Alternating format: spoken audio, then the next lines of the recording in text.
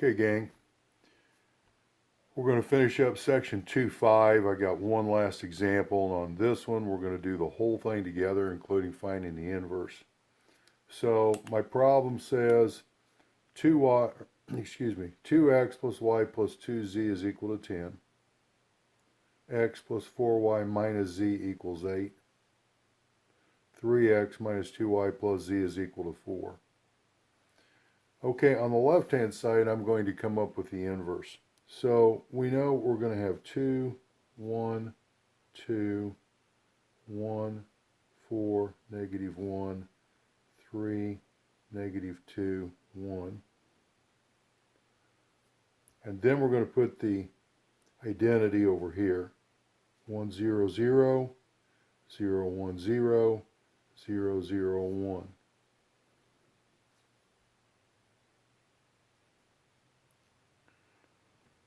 Okay, we want to get a 1 here. So normally I multiply by 1/2, but if you'll notice there's a 1 below it. You can change rows on this. So if I put the second row first, that's row 1, we're going to switch with row 2. So the top row becomes 1, 4, negative 1, 0, 1, 0. And the second row is 2, 1, 2, 1, 0, 0, 3, negative 2, 1, 0, 0, 1. So all I did was switch rows. By switching rows, instead of multiplying through by 1/2, I've saved the work with some fractions. So you'll notice I don't have any fractions, at least not yet. That becomes my pivot. Now I want to get rid of in the second row, I need a 0 where the 2 is. So I'm going to take negative 2 times row 1 plus row 2. Top row stays the same. Negative 2 times 1 is negative 2 plus 2 is 0. We knew that. Negative 2 times 4 is negative 8. Negative 8 plus 1 is negative 7.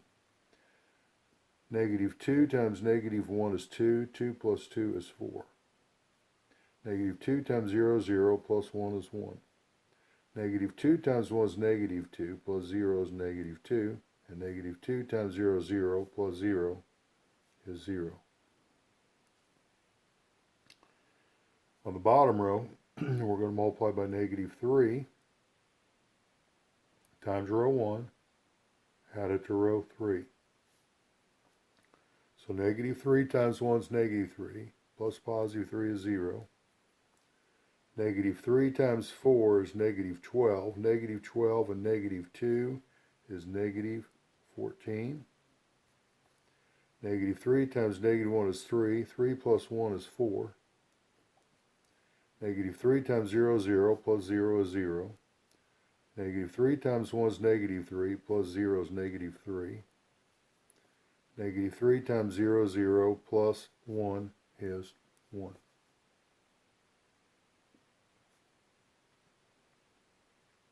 Yeah, here comes the fractions. Now I want to get a 1 where the negative 7 is. Top row stays the same. 1, 4, negative 1, 0, 1, 0. To get a 1 here, we're going to take negative 1/7 times row 2. So negative 1/7 times 0 is 0. Negative 1/7 times negative 7 is 1. That's my new pivot. Negative 1/7 times 4 is negative 4/7. Negative 1/7 times 1 is negative 1/7. Negative 1/7 times 2, that becomes positive 2/7. And that times 0 is 0. I'm sure you're developing an appreciation of zeros. When you have zeros, it makes your work a lot better. Bottom row stays the same.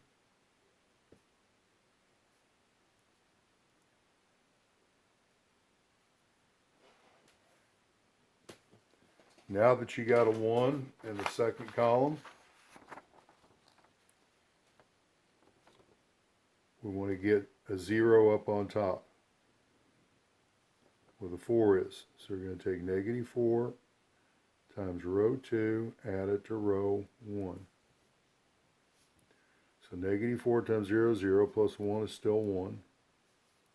Negative 4 times 1 is negative 4, plus positive 4 is 0. Now it's going to get a little tougher. Now we got to take negative 4 times negative 4 sevenths. I got some scrap paper here. I'm going to write it down here. Negative 4 times negative 4 sevenths. A lot of times I'll just take an extra piece of paper and I'll slide it right here. Okay, times negative 4 sevenths, and I have to add that to negative 1. So that becomes, the negatives drop out, that's 16 over 7. Think of this as negative 7 over 7. You got to have a common denominator. That's going to give you 9 over 7. And that's what I'm going to put right here. Then I've got to take negative 4 times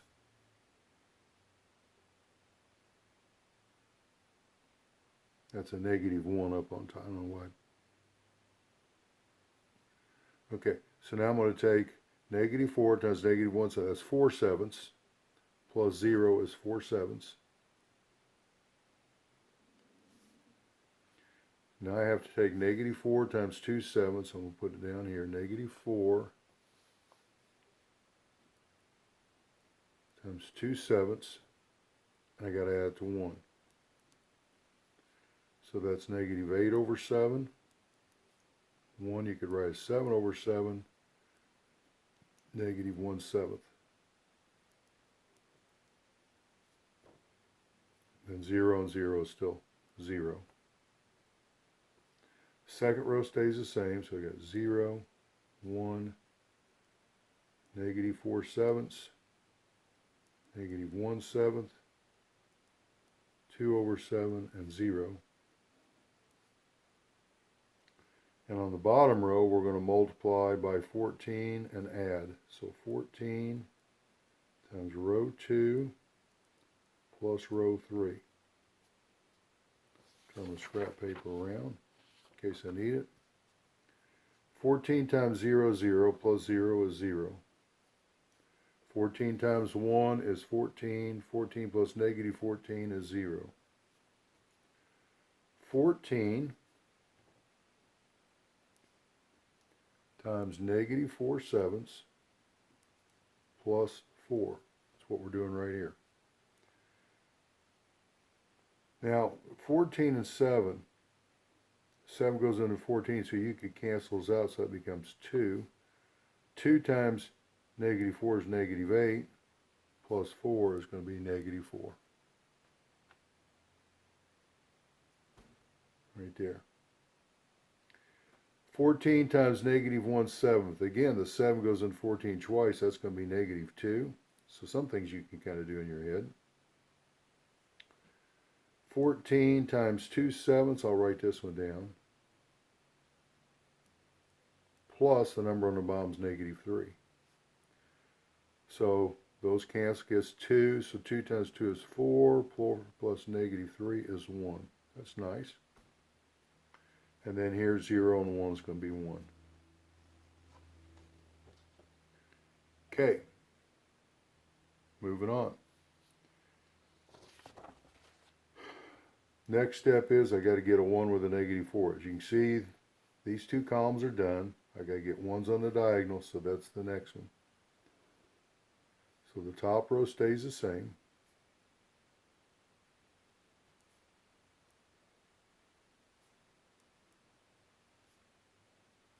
Second row stays the same.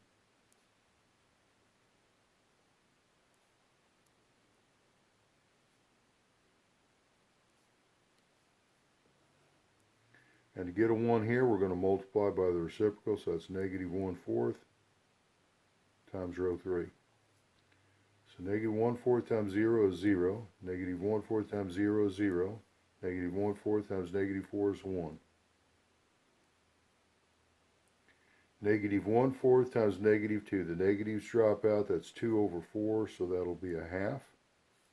Negative 1/4 times 1 is negative 1/4.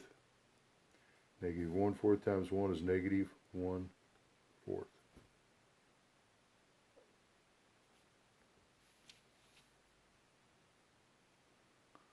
Okay.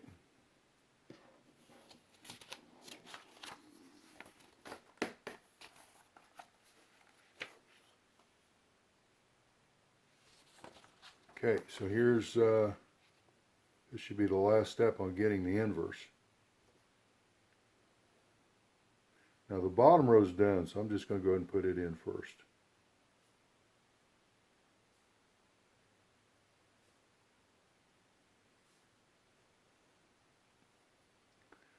I've got to get a 0 here in the second row, so I'm going to multiply 4/7 times row 3, add it to row 2. So 4/7 times 0, 0, plus 0 is 0. 4/7 times 0, 0, plus 1 is 1. 4/7 times 1 is 4/7, plus negative 4/7 is 0. Now it gets tougher. I got to take 4/7 times 1/2 and add that to the number right above it. So it's negative 1/7. 2 goes down there once, 2 goes up here once or twice. So 2 times 2 is 2. I got 2/7 plus negative 1/7. It's going to be 1/7. Go to the next one. Now I've got to take 4/7 times negative 1/4 plus the number above it is 2/7. The 4's drop out, that becomes negative 1/7 plus 2/7. It's going to be 1/7.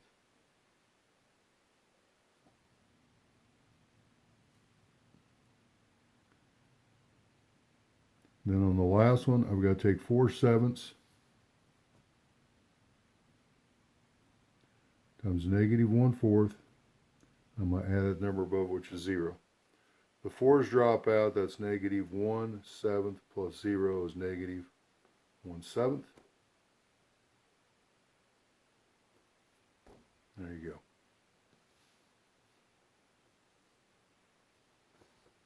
Now we go to the top row.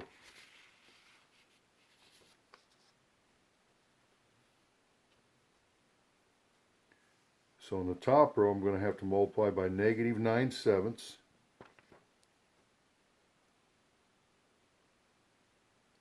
Row 3 plus row 1.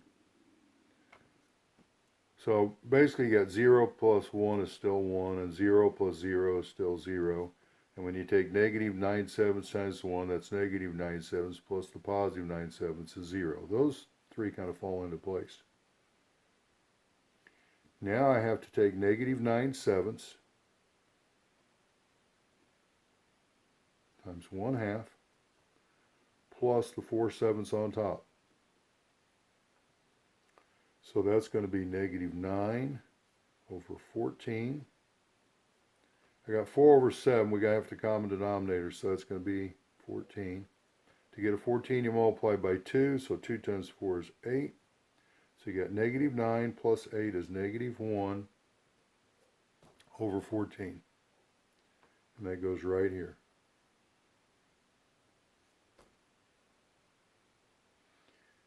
Now we go to the next one. We got to take the negative 9/7 times negative 1/4 and add that to negative 1/7.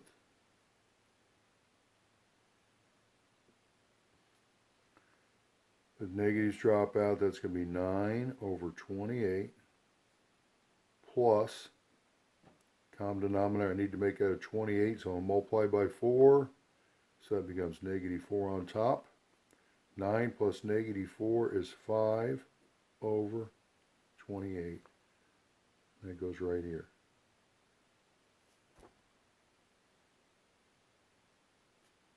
Okay, and the last one, we're going to take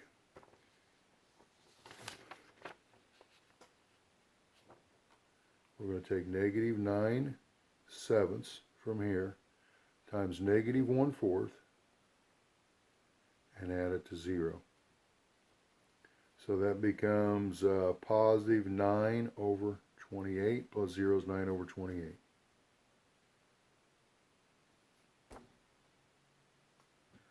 Okay, so now what that tells us, our inverse,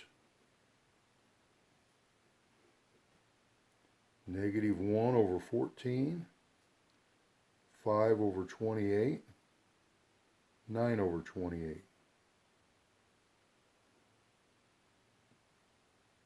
1/7, 1/7, negative 1/7. 1/2, negative 1/4, negative 1/4. Now, we've done the hard part. We found the inverse. So let's go back to the top.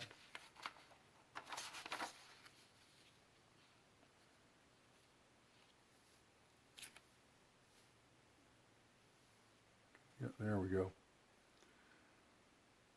So the inverse says that basically you start out, you got A times X equals B. And if you want to find out what X is, you're going to take the inverse times B. So X, Y, Z will be equal to the inverse, which I just found down there. And I'm going to copy it. You may not be able to see it just right, but negative 1/14. It's kind of a pain copying all this stuff, but it's what you have to do.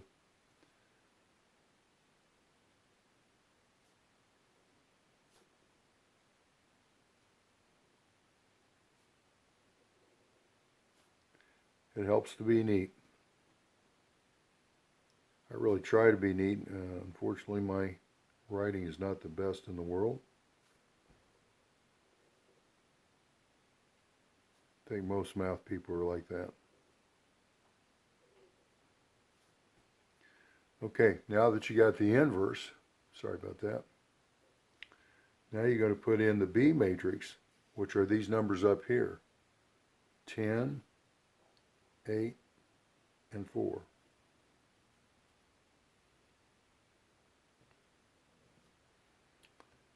So again, you're going to take rows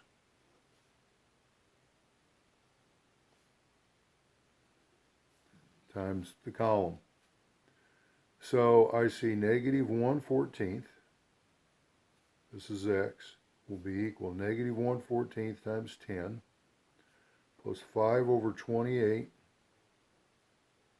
times 8 plus 9 over 28 times 4.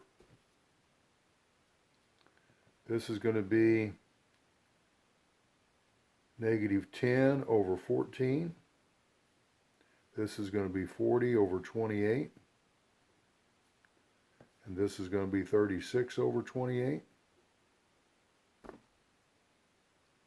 At 10 over 14 you could think of as being negative 20 over 28 to get a common denominator. Now they're all over 28. So you got negative 20 plus 40 is 20. 20 plus 36 is 56. That's equal to 2. So X is equal to 2. Going to run out of space here again.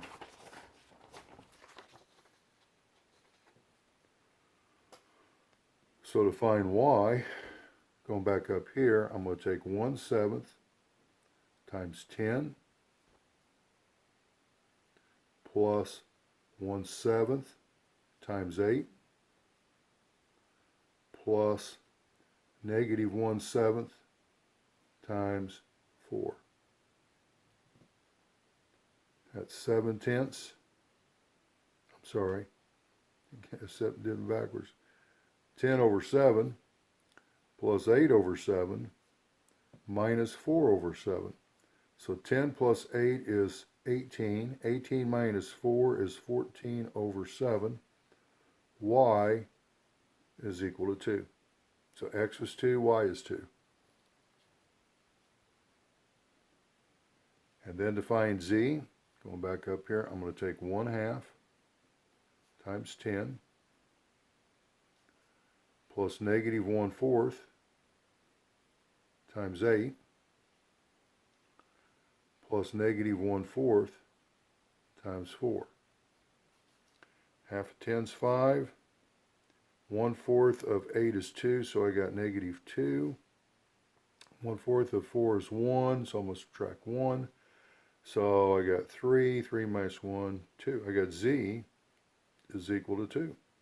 They're all 2. So the answer, the ordered triple, would be 2, 2, and 2. That's a lot of work. I understand that. But that's the inverse method with a 3x3. And the advantage of a 3x3 is the advantage of this method of finding the inverse is you can use the same method for a 3x3, 4x4, 5x5. No matter how big it gets, I can use the same method. The hard part's finding the inverse, though, and going through all the steps to do it.